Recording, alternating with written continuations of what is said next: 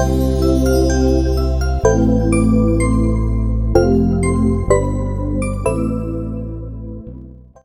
up Tarlagueños? My name is Alvin Bautista of Exploring Tarlac. For today's vlog guys, napaka-special nung episode na to dahil inikutan natin yung mga Grand Municipal Entry sa Belenismo sa Tarlac. So 11 Grand Municipal Entries yung inikot natin guys. Pero sa Belenismo sa Tarlac guys, halos pwede namang sumali yung mga grupo, mga pribadong eskwelahan, mga ahensya.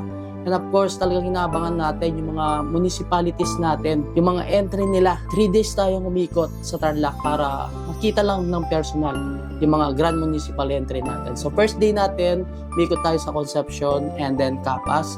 So lastly, pumunta tayo sa may AFP. Pero hindi siya municipal entry. So non-municipal entry siya. Syempre naman guys, ever since naman, doon naman ginagawa yung program sa may AFP or San Miguel. So second day, umikot naman tayo sa Victoria, Ramos, Pura, Anao, Moncada, and lastly sa may San Manuel. Kaso hindi natin naabutan na bukas pa yung Belenismo nila doon guys kasi medyo late na rin tayong nakapunta. Pero halos magkakalapit lang naman yung mga bayan sa second day natin na pagpasyal sa mga Belenismo dito sa Tarlac. So third day natin, maaga tayong pumunta sa may San Clemente. Bumiyahe tayo from Capas to San Clemente. So 5 PM andun na ako. Hinintay natin buksan yung Belenismo nila doon. So after natin kay San Clemente, bumiyahe tayo ng ilang oras sa may Erona. And after natin kay Erona guys, lumipat tayo sa may San Jose Tarlac. So yun na yung mga Grand Municipal Entries natin. So 11 lang yung sumali sa Grand Municipal Entries. Sana hopefully by next year sa 16th Belenismo natin is alos sumali yung mga municipalidad natin dito sa Tarlac. Total ng mga municipalities na sumali ngayong taon is 51 Belen yung ginawa nila kung hindi ako nagkakamali guys. So konting history lang bago natin start yung video. Alam kong excited na kayo. 2007 nung start ng Tarlac Heritage Foundation yung paggawa ng Belen or tinawag nating Belenismo dito sa Tarlac. And then taong 2010 dineklara ng Department of Tourism na tawagin yung Tarlac Province ng Belen, Capital of the Philippines. So nakaka-proud lang dahil nga tayo yung Belenismo Capital of the Philippines. So dito pinapakita talaga kung gaano ka-resourceful, ka-artistic, and katalento yung mga Katarlagueños natin dyan. So yung diwa ng Pasko guys, di lamang yung paggawaan, pag-showcase ng mga Belen na naglalakihan. So lahat ng mga dumadaan sa Tarlac talagang namamangha sa mga gawa ng mga Katarlagueños natin dyan. May iba't ibang meaning yan per municipality. Syempre, isa din sa mga meaning yan is yung pagbibigay pag-asa sa atin. Hopefully guys, by next year lahat is maikutan na natin Grand Municipal Entry, Non-Municipal Monumental, Church, and Community.